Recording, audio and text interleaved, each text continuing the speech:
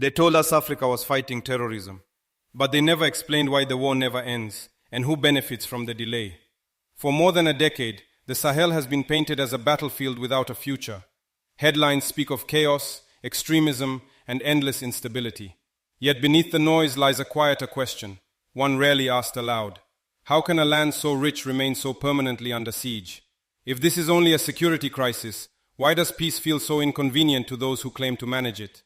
On a January evening in 2026, inside the Kuluba Palace in Ouagadougou, that question stopped being abstract. In front of national and international journalists, a young captain, now head of state, did not offer slogans. He offered a diagnosis, not of terrorism alone, but of a system where wars are maintained, resources extracted, and sovereignty postponed under polite diplomatic language. This was not a speech about one country. It was a mirror held up to an entire continent. A warning that aid can become a leash, that security can become a business, and that dependence often hides behind the vocabulary of partnership. Stay with us. This is more than an interview. It is a line being drawn. Subscribe and witness how one nation dares to ask the question others avoid. Because if one small landlocked country begins to refuse the script, what does that mean for the rest of Africa?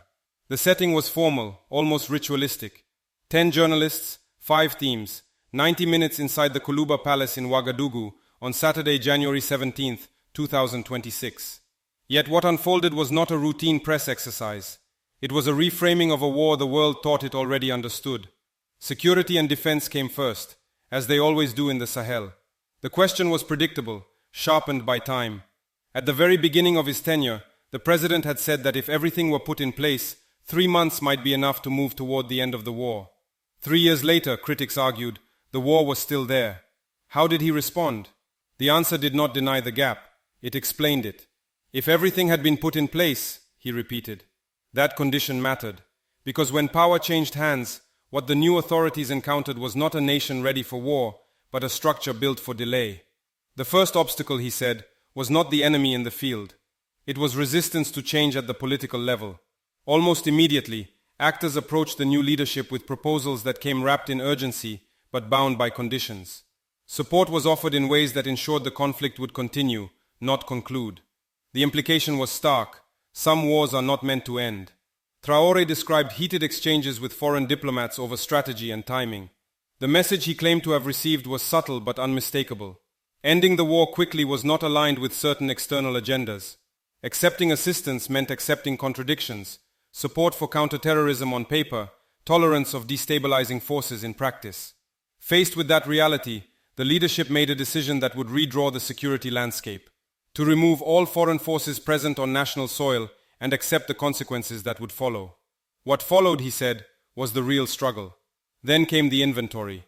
When the new authorities assessed the state of the armed forces, the picture was not merely alarming, it was paralyzing. Across the entire country, there were fewer than 100,000 rounds of Kalashnikov ammunition. In terms of weapons, barely 100 were available.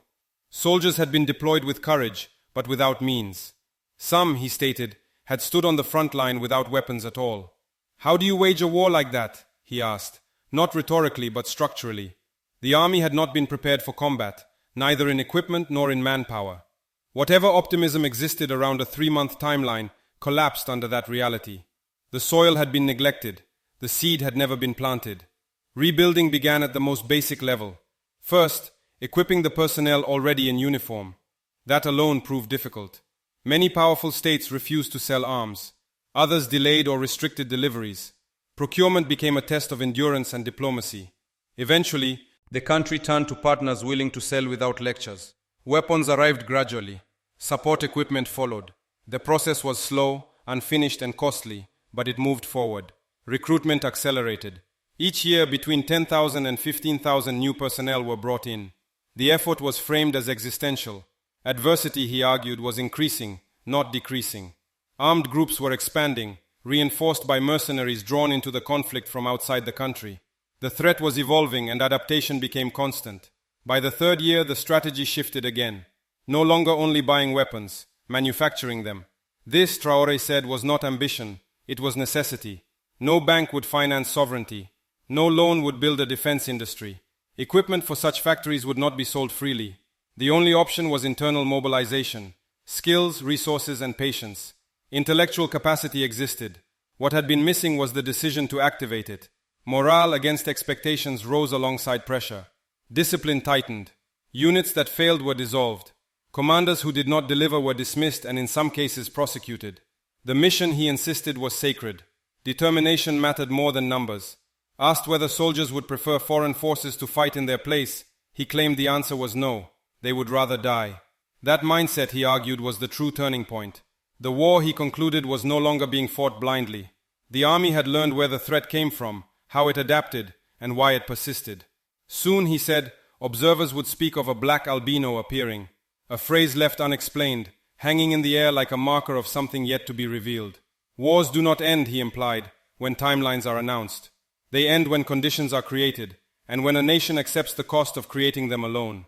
But if the battlefield is only the surface, and the deeper struggle is over resources, influence, and who controls the pace of peace, then the war Burkina Faso is fighting may not be the one most people think it is. The war did not answer with silence. It answered with pressure. As the interview moved deeper, the language shifted. The discussion was no longer about timelines or inventories. It was about endurance. What happens after the doors close, after foreign flags are lowered, after the safety nets disappear? This was where the tone hardened, where the war spoke back. The first surge came from the ground. Traoré described an army forced to adapt in real time. Equipment arrived but never fast enough. Training expanded, but the threat evolved faster. Armed groups multiplied, not shrank. According to his account, recruitment on the opposing side intensified, fueled by mercenaries drawn into the Sahel's expanding conflict economy. In response, the armed forces shifted doctrine. Adaptation became constant. Units learned to operate with scarcity, to improvise under pressure, to fight without the illusion of overwhelming superiority. Resilience, he argued, became the defining trait. Burkina Faso, he said, was facing a level of pressure few countries on earth could withstand. Military, economic, diplomatic, and informational at once. Then came the second crest of the wave, morale. Determination, he insisted, was the decisive weapon. Not equipment, not alliances, determination. Within the ranks, a new standard was imposed. Commanders who failed to accomplish their missions were removed. Some were prosecuted. Failure was no longer explained away. It was sanctioned. The mission, he said, was sacred. To wear the uniform meant accepting that standard without negotiation. Asked directly about the morale of troops on the front lines, his answer was uncompromising. If a Burkinabe soldier were asked whether he wanted others to come and fight in his place, the response would not be yes. It would be refusal. They would rather die. That mindset, Traoré argued, was proof that something fundamental had shifted. The soldiers now understood why they were fighting, who they were fighting, and what was at stake if they lost. This was not presented as romantic sacrifice. It was framed as clarity. But the war was not only kinetic, it was psychological. At this point, the conversation turned to fear, or rather its absence. The president acknowledged the scale of the threat. Coup attempts had been foiled. Pressure came from within and without. History weighed heavily. Names were invoked. Patrice Lumumba, Thomas Sankara. Leaders eliminated not only by external forces, but by internal fractures carefully exploited. Was he afraid? His response was simple. No. Not because danger did not exist, but because fear paralyzes purpose. If you hesitate, he said, you compromise. And once compromise sets in, you are finished. Trust, in the people, in the mission, and in clarity of purpose, was presented as the antidote. This clarity extended into training. One of the most consequential decisions, he argued, was to take control of military education. Foreign-trained forces, he warned, carry foreign doctrines. When others train your army, they shape not only skills, but loyalties and reflexes. To prevent infiltration and manipulation, Burkina Faso built its own institutions, higher military schools, internal training programs, and units forged from local experience. He claimed to have personally taken part in early training phases. That, he said, was precisely what disturbed external powers most. They could no longer read the army. They could no longer predict its doctrine. Units trained in Burkina Faso, by Burkinabe, for Burkinabe objectives, removed an old advantage from those accustomed to influence through instruction. As the exchange intensified, the discussion widened beyond borders. Encirclement was raised, not as paranoia but as pattern. Military deployments in neighboring countries, new camps near borders, diplomatic friction wrapped in security language. Traoré did not deny it. He normalized it. Revolutions, he said, generate resistance. Encirclement is logical. Adversity is expected. The question, he insisted, was not how to avoid it, but how to render it meaningless. A state without a strong army, he argued, is not a state at all. For decades, African countries were told not to militarize, to rely on others for protection, to accept vulnerability as maturity. The result, he said, was chaos when crises emerged. Burkina Faso chose a different path, to fight on its own soil, to train on its own soil, and to accept the cost of sovereignty up front rather than indefinitely deferred. Then, without warning, came a sentence that broke the rhythm. Soon, he said, people would speak of a black albino appearing. No explanation followed, no metaphor unpacked. The phrase hung suspended, cryptic, deliberate, unsettling. The war, he insisted, would end, not someday, soon, but only because the nature of the struggle had been understood. If the fiercest battles are no longer fought only with bullets, but with doctrine, discipline, and control over who trains whom, then the next front may not be in the desert, but in the institutions that shape power itself. War does not stop at the front line. It travels into offices, classrooms, markets, and mines. As the interview moved away from uniforms and weapons, the consequences of the conflict revealed themselves in quieter, more intrusive ways. What was at stake, Traoré argued, was not only territorial control, but the very architecture of everyday life. A war prolonged by dependency corrodes institutions. A war fought for sovereignty forces them to change. The first battlefield was governance. When the new authorities took charge, they did not encounter a clean system weakened by crisis. They encountered what he described as a knot, one problem untied only to reveal another beneath it. Corruption was not an exception, it was routine. Public procurement, financial management, and service delivery operated on habits formed over decades.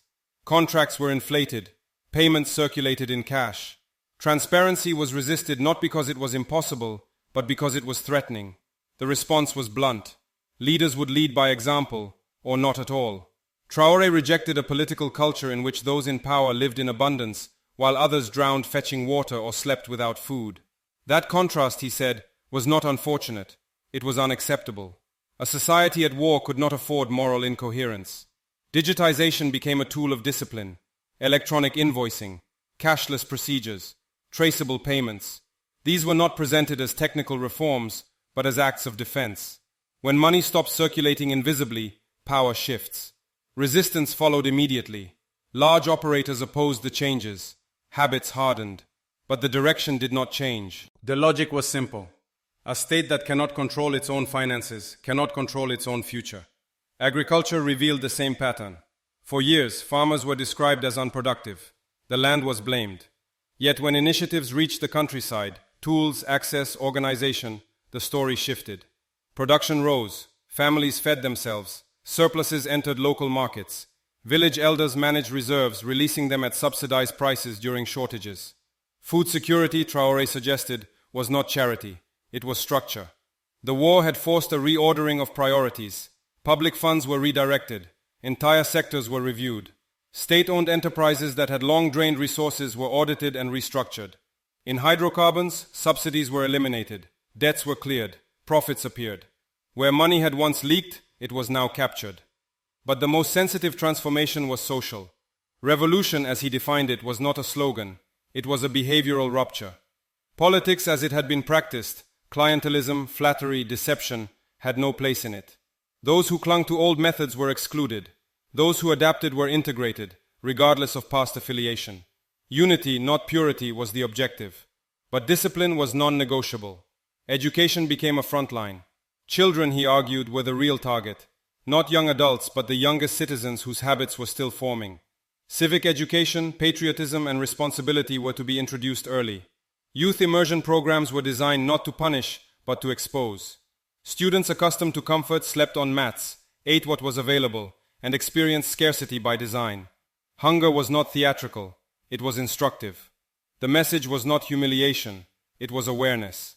A generation raised without understanding inequality, he warned, would reproduce it instinctively. But a generation that felt it, briefly, deliberately, might govern differently when given responsibility. These changes did not come without friction. Accusations emerged, narratives spread, images circulated, especially around contested security operations. Traoré cited the case of civilians allegedly killed in Solenzo, arguing that misinformation was weaponized to fracture cohesion. According to his account, civilians were later presented publicly in safety. The war, he insisted, had an informational front. Silence was sometimes strategic. Truth, when revealed, was meant to speak louder than reaction. Unions too were drawn into the reckoning. Dialogue resumed, but on altered terms. Imported models of confrontation, he argued, served external interests more than national ones. Social demands were legitimate. Manipulation was not. Files existed. Histories were known. The state would listen, but it would not bargain under threat while the country was at war. Throughout this transformation, the figure at the center remained explicit about responsibility. This was not governance by consensus alone. It was governance by decision. Order and discipline, he repeated, were prerequisites for development. Without them, no amount of aid, partnership, or goodwill could substitute. At this point, the interview crossed from policy into philosophy. The revolution was not only against terrorism or corruption or dependency, it was against inertia, against the idea that things could not change because they never had. In that sense, the leadership of Ibrahim Traoré was presented not as exceptional, but as symptomatic, an expression of pressures building beneath the surface of Burkinabe society for decades. The war had entered daily life, and daily life, reshaped by necessity, was beginning to fight back. Yet when a country tightens its systems, reclaims discipline, and redraws the rules of power at home, how long before the outside world responds, not with concern, but with resistance? No revolution exists in isolation. The moment a nation redraws its internal rules, the external map reacts. As the interview widened its lens, the conversation shifted from domestic reform to international friction. What had begun as a struggle for security and discipline at home now revealed itself as a geopolitical fault line. The question was no longer whether Burkina Faso could endure pressure, but how much pressure would follow a refusal to conform. The alliance of Sahel states was presented as the first answer. Not a treaty drafted in distant conference rooms, but a confederation born of shared threat. Mali, Niger, and their partners were described not as satellites of a central authority, but as states coordinating by necessity. Joint operations, shared intelligence, a command structure designed to respond faster than diplomacy ever could. According to Traoré, this alliance belonged not to leaders, but to populations who had embraced it as protection rather than posture. Encirclement, however, remained a reality. Military deployments in neighboring countries, new camps near contested borders, training missions announced under familiar humanitarian language. Traoré did not deny the pattern, he contextualized it. Revolutions provoke containment. Those who refuse to play assigned roles are surrounded, not confronted openly. The objective, he argued, is not invasion, but exhaustion. Regional institutions entered the frame next. Relations with ECOWAS were described as broken not by misunderstanding, but by divergence. When Burkina Faso, alongside Mali and Niger, announced its departure, it was framed as a response to an organization perceived to prioritize procedure over people. Sanctions, suspensions, and silence were interpreted not as neutral enforcement, but as political signaling. Whether departure would be immediate or procedural mattered less, he suggested, than the principle behind it. Sovereignty could not be conditional. The African Union was treated with more restraint, but no less frustration. Suspension without dialogue. Mediation promised but delayed. A silence that raised a sharper question than confrontation ever could. What purpose does an institution serve if it disappears when pressure is applied? Traoré stopped short of announcing withdrawal. Instead, he framed patience as respect. Respect for process, and for the need to explain decisions to one's own people before making them irreversible. Then came the global powers. The United States appeared in the discussion not as a single actor, but as a system of doctrines, incentives, and red lines. Warnings against militarization, economic tools framed as encouragement, diplomatic language that suggested concern while imposing consequence, trade privileges withdrawn, partnerships recalibrated. The message, as interpreted by Traoré, was familiar. Alignment is rewarded, deviation is disciplined. Yet the response was not defiance for its own sake. It was recalibration. Relations were not severed, they were reassessed. Cooperation was no longer automatic. Interests were weighed openly. Elsewhere, new vectors emerged. Russia, China, Iran, named not as saviors but as alternatives. Technology transfer replaced assistance. Training replaced donation. Scholarships replaced speeches. The principle remained consistent. Learn how to fish or remain permanently dependent on those who sell the catch. In this widening arena, Burkina Faso was no longer merely defending territory. It was contesting narratives about development, legitimacy, and who gets to define responsibility in Africa. The international system, long accustomed to predictability, now faced an unfamiliar variable, a state that accepted isolation as a temporary cost rather than a permanent threat. If pressure is the language of power, and resistance its unintended consequence, then the final question is not who surrounds the revolution, but whether the revolution can outlast the circle. The future does not arrive by declaration. It is constructed, step by step, often under fire. As the interview drew toward its later stages, the tone shifted once more. No longer diagnostic, no longer defensive, it became forward-looking. The question was not whether the struggle would continue, but what kind of country would emerge if it did. Traoré framed the road ahead around three inseparable pillars: security, production, and dignity. Remove one, and the structure collapses. Security remained the foundation, not as an abstract ideal, but as control of land. Fields reclaimed, roads reopened, valleys secured. He spoke of territories once serving as logistical reservoirs for armed groups, now retaken and reintegrated. These were not described as symbolic victories, but as economic ones. Land freed from violence could feed families again. Routes cleared of ambush could carry goods instead of fear. But security alone, he insisted, only buys time. The second pillar was production. Not extraction, but transformation. Gold that leaves us ore leaves value behind. Crops exported raw export jobs with them. The future he outlined demanded factories, not warehouses, skills, not shortcuts. This was why the state moved into areas long left to speculation: roads, energy, processing, sometimes at the expense of private interests unwilling to adapt. Regulation was not hostility, it was correction. Capitalism left unchecked, he warned, optimizes profit at the cost of cohesion. Automation without planning produces unemployment without alternatives. Growth without redistribution deepens fracture. The role of the state, as he defined it, was not to replace initiative but to prevent collapse. Where markets failed to serve the collective, intervention was justified. Not temporarily but strategically. Education was woven through every projection. Curricula would change. Models would be questioned. Why, he asked, should a country import a single theory of economics as if it was scripture? Systems were created by humans for contexts. Burkina Faso would create its own, hybrid, pragmatic, rooted in reality rather than ideology. Universities were no longer meant to reproduce dependency, but to design solutions. Women, he argued, were central to this transformation, not as beneficiaries of aid, but as engines of production.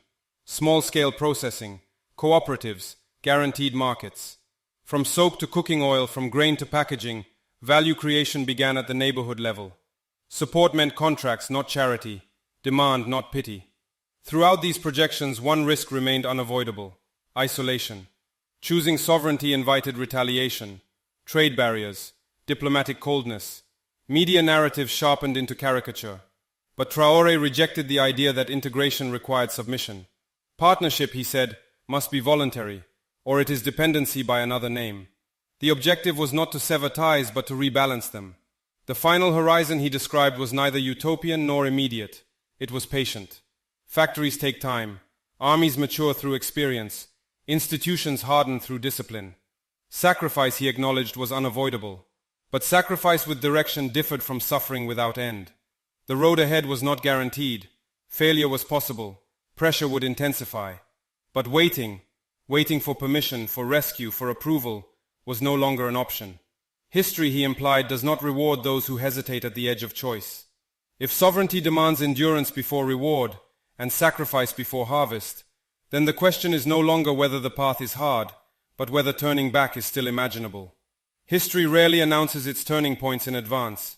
They arrive quietly, through choices made under pressure, through patience forged in uncertainty, through a refusal to accept the limits others assign. What unfolded in this long, unfiltered conversation was not a manifesto of certainty. It was an argument for responsibility, an insistence that sovereignty is not a gift delivered by allies, nor a slogan printed on banners, but a process built through discipline, production, and endurance. It demands costs before it yields returns, and it tests resolve long before it rewards belief.